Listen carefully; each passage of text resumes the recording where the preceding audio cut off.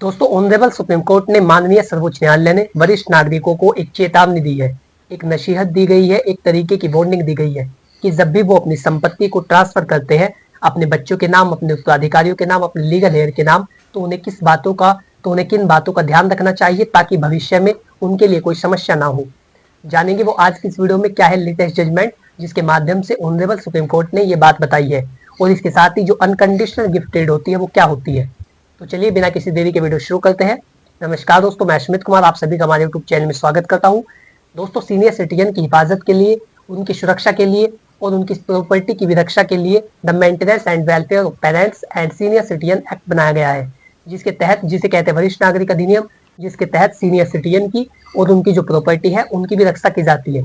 उसके जो मुख्य प्रावधान है वो ये है कि यदि बच्चे माता पिता की बेसिक नीड्स को पूरा नहीं करते, जो उनकी बुनियादी जरूरतें हैं उनका ख्याल नहीं रखते, तो सीनियर सिटीजन उनसे मेंटेनेंस क्लेम कर सकते हैं। दूसरा है, यदि उनके साथ मारपीट करते हैं, उनके साथ दुर्व्यवहार करते हैं, तो उन्हें 6 महीने की सजा दिलाई जा सकती है और 5,000 रुपए का फाइन, और यदि अदालत चाहे तो दोनों सजा और फाइन दोनों लगा सकती है। और इस एक्ट का एक मुख्य प्रावधान है जो सेक्शन 23 में बताया गया है।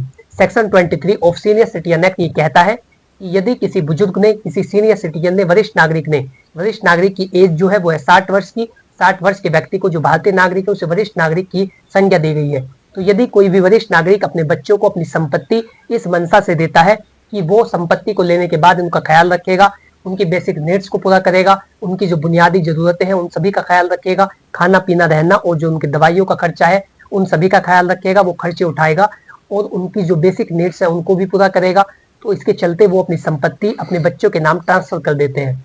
लेकिन यदि बच्चे उनकी प्रॉपर्टी को लेने के बाद, उनकी संपत्ति को लेने के बाद उनसे दुर्व्यवहार करने लगते हैं, उनकी जो बेसिक नीड्स है उनका ख्याल नहीं रखते, उनकी जो बुनियादी जरूरत है उन सभी को पूरा नहीं करते, उनके साथ दुर्व्यवहार करते हैं, उनको घर से निकालने की धमकी देते हैं, तो ऐसी सभी कंडीशनों के अंदर वो section 23 of senior citizen act के मुताबिक अपनी दी गई संपत्ति को वापस ले सकते हैं। जी हाँ दोस्तों, आपने सही सुना। यदि सीनियर सिटीजन ने अपनी संपत्ति इस आधार पर दी है कि बच्चे उनका ख्याल रखेंगे, जो कि उनका नैतिक कर्तव्य है, लेकिन यदि वो उनसे विमुक्त हो जाते हैं, उन सभी कंडीशनों को पूरा नहीं करते जैसा कि उसमें लिखवाई जाती है, तो उन बच्चों से संपत्ति को वापस लिया जा सकता है। तो इसके अगेंस्ट ही ऑनरेबल सुप्रीम कोर्ट ने अपना लेटेस्ट जजमेंट दिया है, जिसका नाम है सुदेश चिकारा वर्सेस रमती देवी, जो 6 दिसंबर 2022 को दिया गया। चलिए अब इस केस के फैक्ट्स को जान लेते हैं। तो इस केस में एक वरिष्ठ महिला थी जिसका नाम था रमती देवी। उसने अपनी सारी संपत्ति, क्योंकि उसका पति नहीं था, उसके पति की डेथ पूर्व में हो चुकी थी, तो वो संपत्ति उसी के नाम थी, लेकिन उसने अपनी संपत्ति अपने बच्चों के नाम, इसमें से एक बेटा और 2 बेटियां थी, उनके नाम ट्रांसफर कर दी। वो इस मंशा से की कि वो उनका ख्याल रखेंगे, उनकी जो बेसिक नीड्स है उनको पूरा करेंगे, उनके साथ अच्छा व्यवहार करेंगे, लेकिन संपत्ति को लेने के बाद उन्होंने उनका ख्याल रखना बंद कर दिया। वो उनसे दुर्व्यवहार करने लगे, उनकी जो बेसिक नीड्स है, जो उनकी आम जरूरतें हैं, उन सभी का ख्याल रखना बंद कर दिया। इसके चलते रमती देवी ने सीनियर सिटीजन ट्रिब्यूनल में एक एप्लीकेशन लगाई। Section 23 of the maintenance and welfare of parents and senior citizen act के मुताबिक, वरिष्ठ नागरिक अधिनियम की धारा 23 के मुताबिक एक एप्लीकेशन लगाई कि मैंने अपनी संपत्ति अपने बेटे और बेटी के नाम कर दी है, लेकिन जब से इनके नाम संपत्ति आई है तब से इनका व्यवहार बदल गया है और ये मेरा ख्याल नहीं रखते, मेरी जो बेसिक नीड्स है, जो आम जरूरतें हैं, उन सभी का ख्याल नहीं रखते। इसके चलते मैं चाहती हूँ कि मेरी जो संपत्ति है वो मुझे वापस दिलाई जाए। सीनियर सिटीजन ट्रिब्यूनल के द्वारा बेटे को और बेटी को नोटिस जारी किया जाता है, उन्हें कोर्ट में बुलाया जाता है और बेटे को और बेटी को कहा जाता है कि वो संपत्ति को वापस करे, क्योंकि section 23 of senior citizen act कहता है। लेकिन बेटा कहता है कि मैंने इस प्रॉपर्टी को ऑलरेडी किसी दूसरे व्यक्ति को सेल कर दिया है, बेच दी है। और जो बेटिया है वो कहती है कि ये संपत्ति हमारी है, इस पर अब हमारा अधिकार है, क्योंकि गिफ्ट डीड के थ्रू ये हमारे नाम आ गई है। लेकिन सीनियर सिटीजन ट्रिब्यूनल बेटियों को आदेश देता है कि वो संपत्ति को वापस करेंगी, उन्हें वो करनी होगी। तो इससे आर्ग्यू होकर जो बेटियां है वो जाती है ऑनरेबल हाई कोर्ट में। ऑनरेबल हाई कोर्ट में दोनों पक्षों की तरफ से आर्गुमेंट होते हैं। रमती देवी कहती है कि मैंने जब से इनके नाम संपत्ति की है तब से इन्होंने मेरा ख्याल रखना बंद कर दिया, मेरी जो आम जरूरतें हैं, जो बेसिक नीड्स है, उनका ख्याल नहीं रखते। और बेटियां कहती है कि संपत्ति हमारी, हम इन्हें वापस नहीं देंगे। लेकिन ऑनरेबल हाई कोर्ट भी इसी निर्णय को मानती है, इसी आदेश को माना जाता है और कहती है कि जो सीनियर सिटीजन ट्रिब्यूनल है उन्होंने बिल्कुल सही आदेश दिया है, उस बेटियों को इस संपत्ति अपनी मां को, रमती देवी को वापस करनी होगी। लेकिन वो इससे भी संतुष्ट नहीं होती और फाइनली जाती है सुप्रीम कोर्ट में।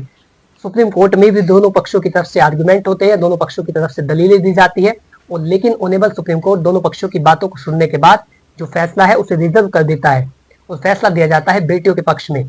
और फाइनली सुप्रीम कोर्ट अपनी फाइंडिंग देते हुए कहता है कि यदि सेक्शन 23 का लाभ लेना है तो ट्रांसफर करते समय इन कंडीशनों को मेंशन करना जरूरी है कि यदि ये मेरा ख्याल नहीं रखेंगे तो मैं इनसे संपत्ति वापस ले सकता हूँ या ले सकती हूँ।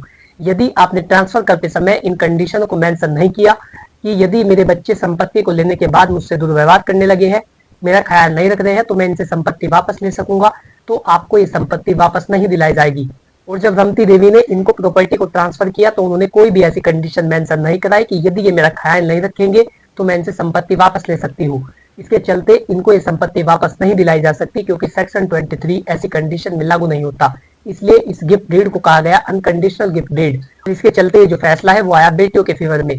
तो दोस्तों, ये सुप्रीम कोर्ट का एक जजमेंट था जिसके माध्यम से सीनियर सिटीजन को ये नसीहत दी गई है, ये चेतावनी दी गई है, एक तरीके की वार्निंग दी गई है। अब जब भी अपनी संपत्ति को अपने बच्चों को ट्रांसफर करते हैं तो उसमें ये कंडीशन मेंशन जरूर कराए कि यदि ये मेरा ख्याल नहीं रखेगा तो मैं इनसे संपत्ति वापस ले सकता हूँ। जाकर के आपको section 23 of senior citizen act का लाभ मिल सकेगा। आशा करता हूँ कि जानकारी आपको अच्छी लगी होगी। यदि आप इसी तरीके की वीडियो में रुचि रखते हैं तो आज ही चैनल को सब्सक्राइब कर ले, ताकि इसी प्रकार की लीगल नॉलेज, कानूनी जानकारियां, विधिक परामर्श और आपके अधिकार आप तक पहुंच सके। यदि आपका इससे रिलेटेड कोई भी सवाल हो तो आप कमेंट बॉक्स में लिख करके पूछ सकते हैं, जल्दी आपको उसका उत्तर दिया जाएगा। और यदि आप कोई कानूनी जानकारी लेना चाहते हैं, कोई विधिक परामर्श लेना चाहते हैं, तो स्क्रीन पर दिए गए मोबाइल नंबर पर अपनी प्रॉब्लम का व्हाट्सअप करें, जल्दी आपको उसका भी उत्तर दिया जाएगा। Thanks for watching this video. अपना कीमती समय देने के लिए धन्यवाद।